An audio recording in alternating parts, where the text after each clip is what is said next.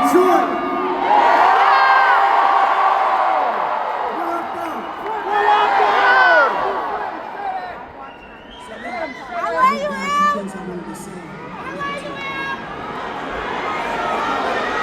I'm here tonight for a couple of important reasons. As most of you know, the city of Detroit and the whole state of Michigan mean a lot to me. Going into this election, the spotlight is on us more than ever, and I think it's important to use your voice. So I'm encouraging everybody to get out and vote, please.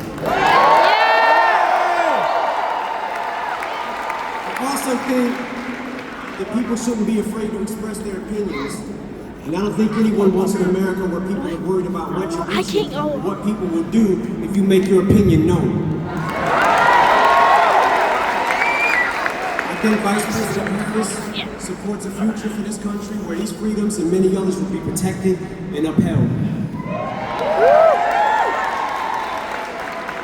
I'm here to tell you much more about that.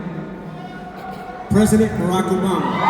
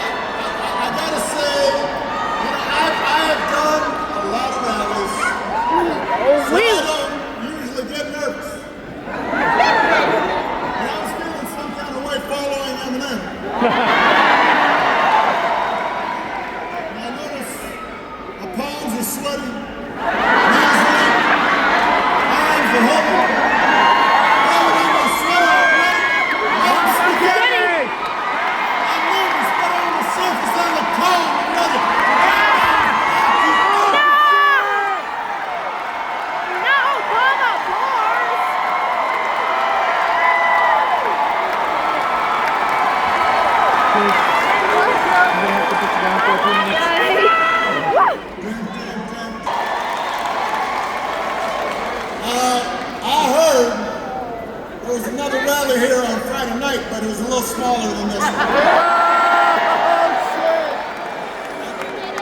Don't boo now, vote! Don't boo! I'm telling you right now, don't boo! They can't hear your boos, but they can hear your votes. That's right!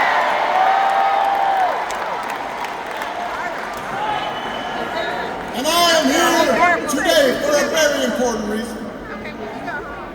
To ask you to vote for your Congressman, Shri Tanada, for your next Senator, Alyssa Slinkin, for your next President of the United States, Kamala Harris.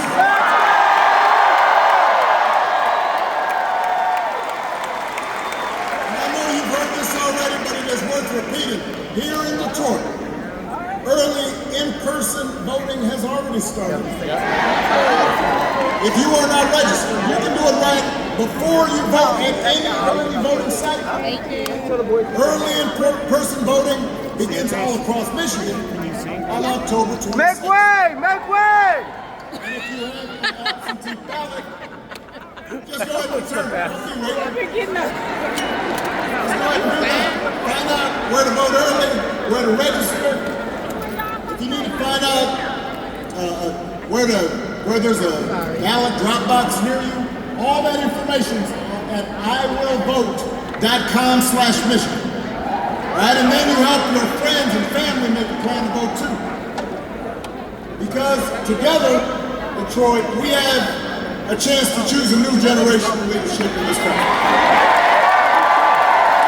To start building a better and stronger and fairer and more hopeful America.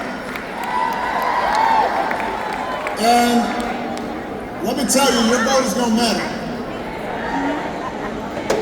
Because we know this election is going to be tight. And it's going to be tight because a lot of Americans are still struggling. And I miss you too, but hold on. We can catch up later.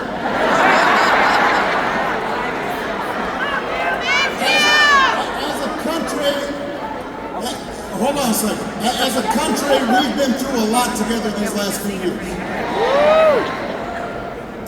It was a historic pandemic and it wreaked havoc on our communities and our families and our businesses. Disruptions from the pandemic then caused prices to hike, and that put a strain on family budgets. And people started feeling like no matter how hard they worked, they're just treated wrong. That's right. So I get why people are looking to shake things up. I understand that. But what I cannot understand is why anybody would think that Donald Trump will shake things up in a way that is good for you. Because there is absolutely no evidence that this man thinks about anybody but himself. I said it before, Donald Trump is a 78-year-old billionaire who has not stopped whining about his problems since he rode down his golden escalator 9 years ago. And when he's not complaining, when he's not doing some strange tweet, he's trying to sell you stuff. Fuck them sneakers. I mean, who is hawking merch when they're running for president? I mean, he's trying to sell you golden sneakers. He's trying to sell you a $100,000 watch. Says it's made in Switzerland, but nobody really knows. And then, listen up, my favorite is the Trump Bible. Don't move.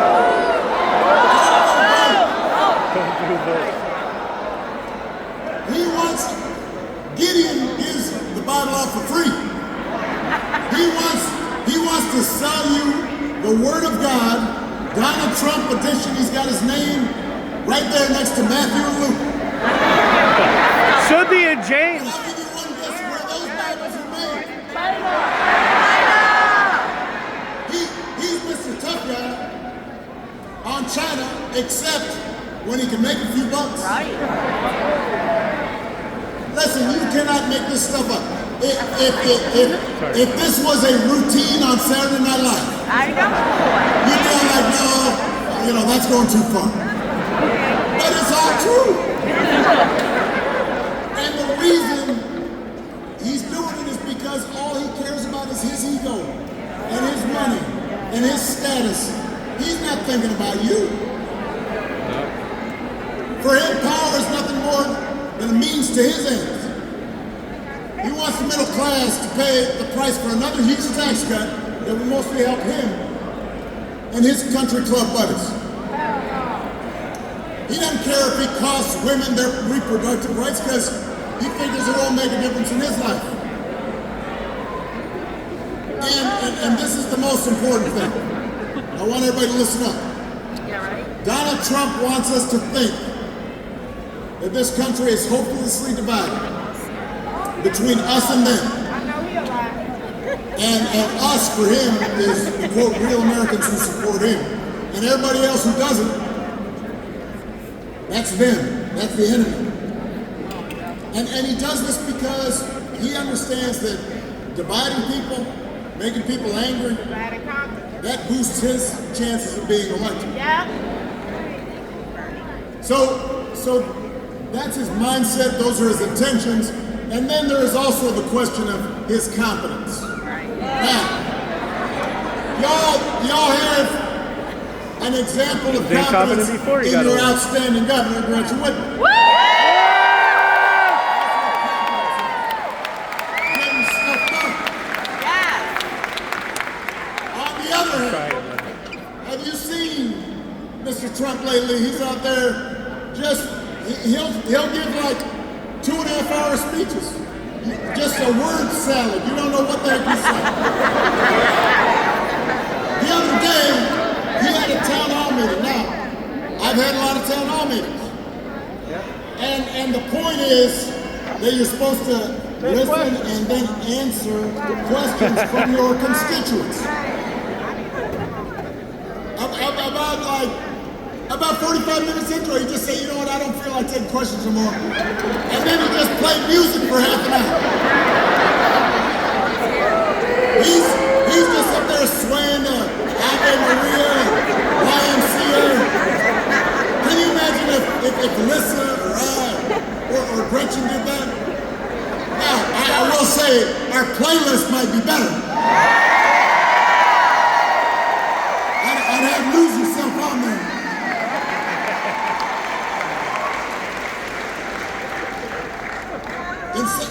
At one of his rallies recently, he called himself the father of IVF. Now, I have no idea what that means. And you don't either. He said January 6th was a day of love. Made it sound like Woodstock. Made it sound like Coachella. Here's the point, Detroit. If your grandpa was acting like this, you'd be worried. For sure. You call up your sister, your brother, your cousin, you'd be all like, let me holler at you. Hey, have you noticed grandpa? He acting a little funny. But this is somebody who wants unchecked power. We do not need to see what an older, loonier Donald Trump looks like with no guardrails. America's ready to turn the page.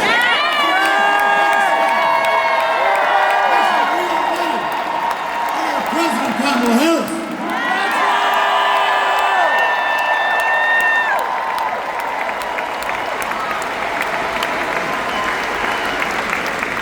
And the good news is Kamala Harris is ready for the job.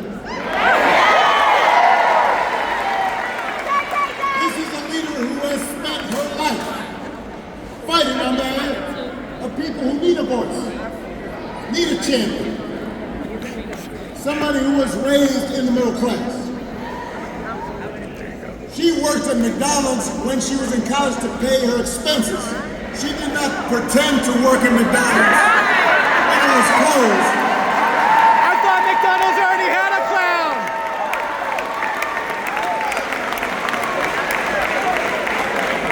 As somebody who believes in the values that built this country. And she is as prepared as any nominee for president has ever been. That's who Kamala is. And in the White House, she'll have an outstanding partner in Governor Tim Walz. Yeah! Before I came here, I was in Madison, Wisconsin, and Tim Walz was there. And I love that dude. He's a veteran, he's a teacher, he's a coach. Marksman. He's been a great governor. And he's a car guy. He can even take a vintage truck apart and put it back together again. Do you think Donald Trump can do that? No! Do you think Donald Trump has ever even changed a tire in his life? No! Let me tell you. If that man gets a flat tire, what's the matter? We need an EMT. I think we may need an EMT back there. That's all right. This always happens. Everybody bend your knees a little bit. Yeah. Dun, dun, dun, dun, dun, dun, dun. Gotta keep moving a little bit. Don't lock those knees. I never knew that. EMT You know right that? there, please. Now, I knew it. I am telling you, he has not ever changed the flat tire. He has his chauffeur change the tire. He says, "Geez, geez, change that tire." That's what he calls him, "Geez."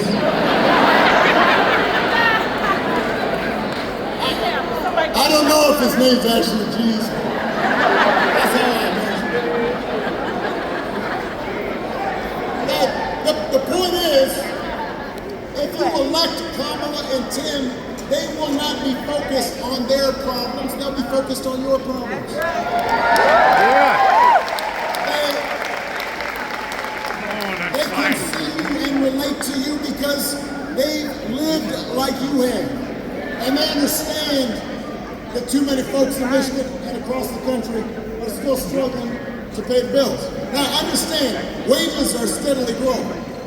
Inflation is slow. But the price of everything from healthcare to housing to groceries is still too high. And that hurts. Yes. The question is, who's actually going to do something about it? Kamala. All right, y'all already know the answer, but let me give it to you.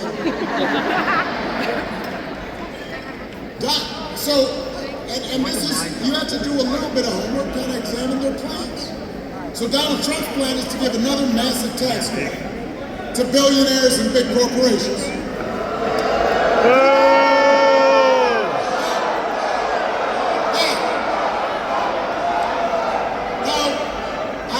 I'll be honest with you, I've been talking to people around the country, and sometimes I hear people say, well, you know, yeah, I know Trump's kind of goofy, but I do remember the economy when he first came in, it was pretty good. That was your economy. Because it was my economy.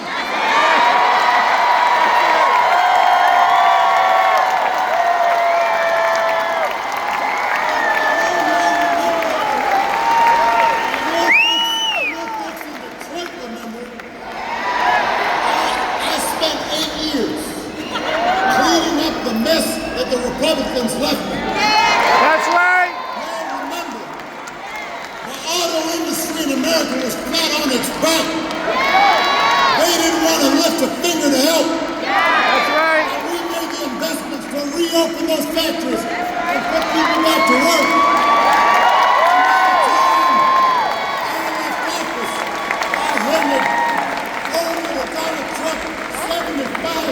Months of jobs growth. Well, the economy was good. Yeah. It didn't work.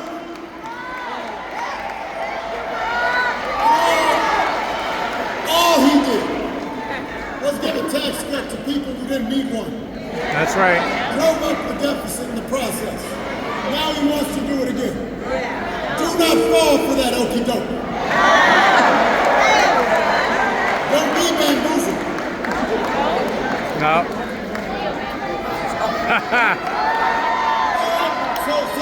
So that's on the economy. When it comes to health care, Donald Trump's only answer is to end the Affordable Care Act. Hold on. If you ask him, he doesn't really even know why he wants to, except for the fact that I did it. But the problem he's got, the problem Vance has got, is it's not popular, right? Because 50 million people have gotten health care from it. Let's go.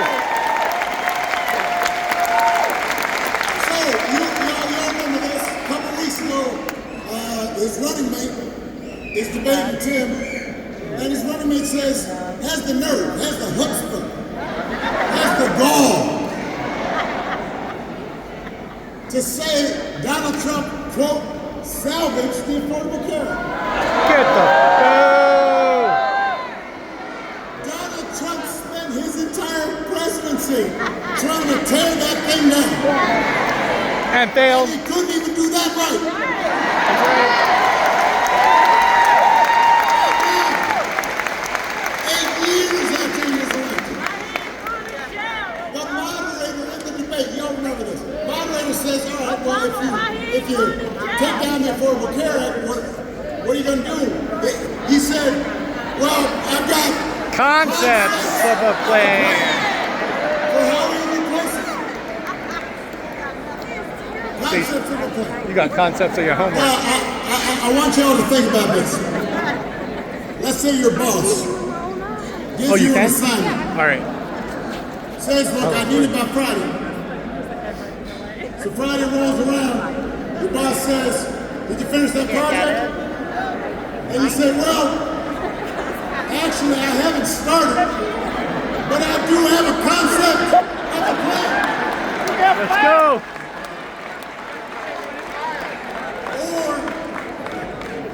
Or you can try it at home. Honey, did you do the dishes? I have a concept of a plan to do the dishes. How's that gonna go? If it would not work for you, why should it work for the President of the United States? Preach.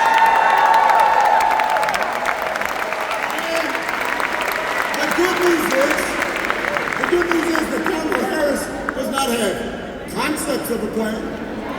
She has an actual plan. That's right. That's right. To bring down the cost of things like groceries. She'll go after corporations that are trying to jack up prices, just like she went after the big banks and for-profit colleges when she was the Attorney General in California. To lower housing costs, Kamala is going to cut red tape and work with state and local governments and the private sector to build 3 million new homes. She'll give first-time home buyers Let's go. up to $25,000 to help with the down payment. Let's go. To lower healthcare costs, Kamala's already worked with Joe Oh, I turned Biden it to around bring on down the me. cost You of want to insulin. try and take it off? And more than 50 prescription drugs. She's going to do more. As president, she will not stop working to eliminate out-of-pocket costs and protect your people. And instead of giving more tax cuts to billionaires, raising prices on working families, Kamala's going to give a tax cut to people who need it. If you just get one of 100 mine. million working class and middle class and working people here in America. That's who Kamala is. That's what she stands for, not concepts of a plan, but actual plans. Now, if you challenge Trump or Vance on these quote-unquote concepts, then they'll fall back on one answer. This is their go-to about everything. Blame immigrants. He wants to believe that if you let him round up whoever he wants and ship them out, all your problems will be solved. Now, hold on a second. Listen up. There are going to be a couple times where I really want to key in on this, because this is a big issue that's driving a lot of folks to think about voting for this guy. So I want everybody to pay attention, and I want you to say this when you're talking to folks who are concerned about immigration. Immigration is a real issue at our borders. We are a nation of immigrants, and we are a nation right. of laws. And we have to make sure the system works the way it's supposed to, and it's orderly. That's true. But here's the thing I don't understand. Him and Vance are always talking about, well, Kamala, you've been vice president for 4 years.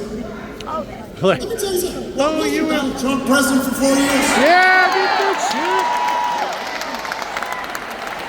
Wasn't he in charge for 4 years?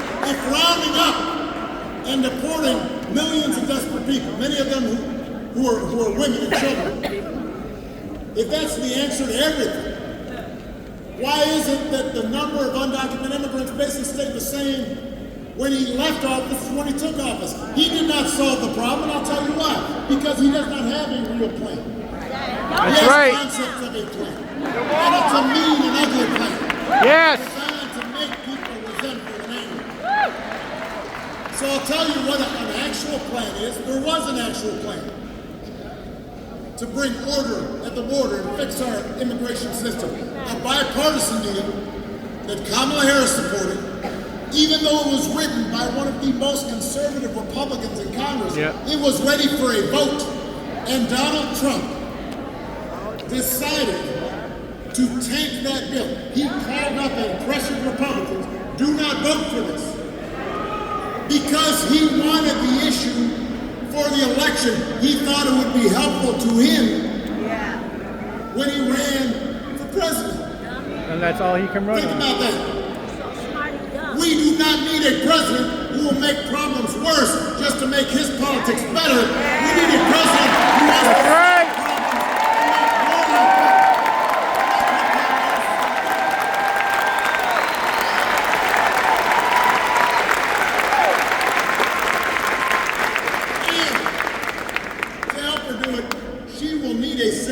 public servants. Let's go.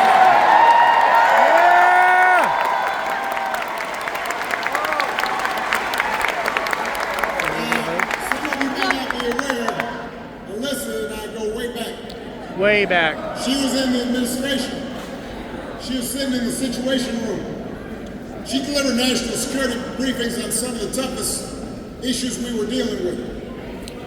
Oh. Melissa, don't play. Thank you! Let's go!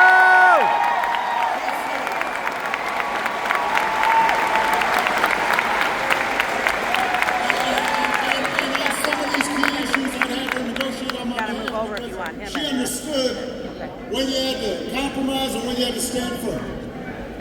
And in Congress, she's been working on lighting, the issues that hold on, matter let to me you, change like something. bringing down the cost try one more of time. prescription drugs and bringing supply chains back to the U.S. and creating good jobs right here in Michigan, working with state government. This is the kind of person we need in Washington, because presidents can't do it alone. She will help Kamala and Tim get stuff done.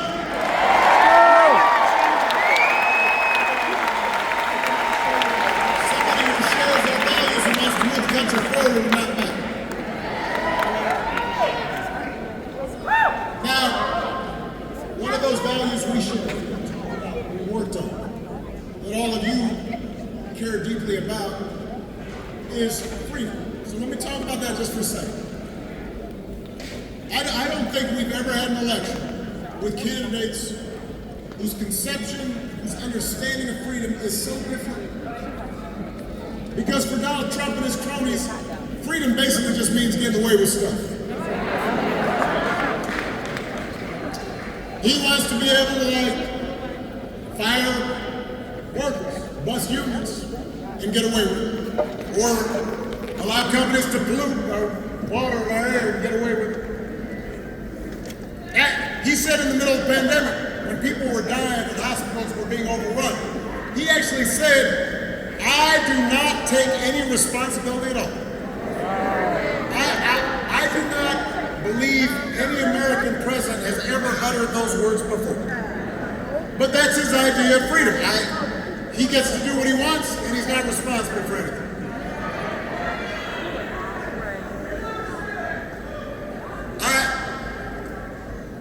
We have a broader idea of freedom. We believe in the freedom if we're willing to work hard to provide for our families. We believe in the freedom to breathe clean air and drink clean water and send our kids to school without worrying if they're going to come home. That's right.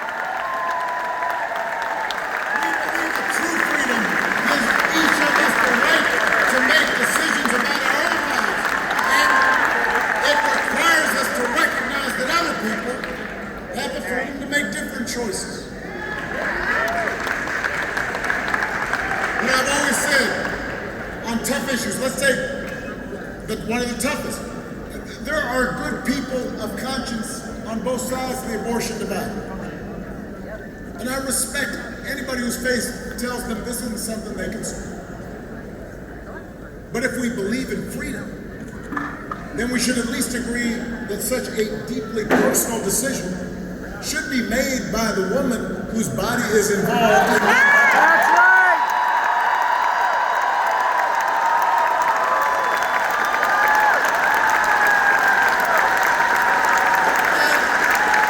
And the majority of America agrees with it, which is why you've been seeing Donald Trump try to tie himself into a pretzel on this issue. When he ran for president the first time, he said he'd support punishing women who got an abortion. Now, just a few weeks ago, he told women, I'll be your protector. I'll tell you how he protected you. He handpicked 3 of the Supreme Court justices that overturned Roe versus Wade. He bragged about it. Now there are Trump abortion bans in 20 states, many of them with no exceptions for rape and incest. And he's going around saying everybody wanted it that way. No, they did not. So, Donald Trump may be confused, but let's be clear about what's at stake here. If you send Elizabeth Slotkin to the Senate, she will vote to restore the reproductive freedom that women have. If Congress passes that bill, Kamala Harris will sign it into law.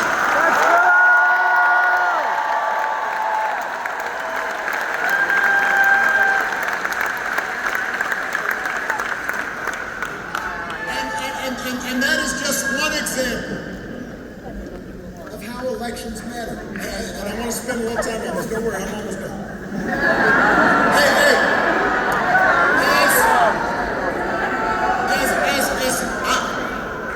I get how frustrating politics can seem sometimes. I get frustrated, Lord knows. I don't watch cable news.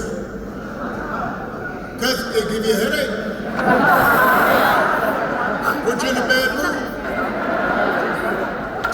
Because it seems like folks are just arguing and bickering and mad. And then nothing gets done, and so you start feeling like your vote doesn't matter. But, in fact, your vote does matter. Because your vote can make your life a little bit better or a little bit worse. Now, people sometimes, I think, have the wrong idea. Politics is not going to solve all your problems. Poverty will still exist, even if Kamala Harris and Tim Walz get elected, because it's a hard problem. Racism doesn't go away based on one vote or one administration. Those things don't stop overnight. The way you make progress is by making things better a little bit at a time, and then over time, those little differences become big differences.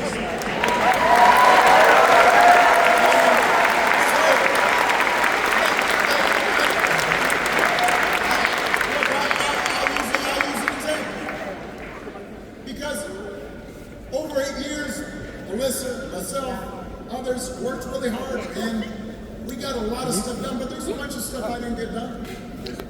I didn't solve, for example, all the problems with our healthcare system. But almost 50 million people have gotten healthcare through the federal.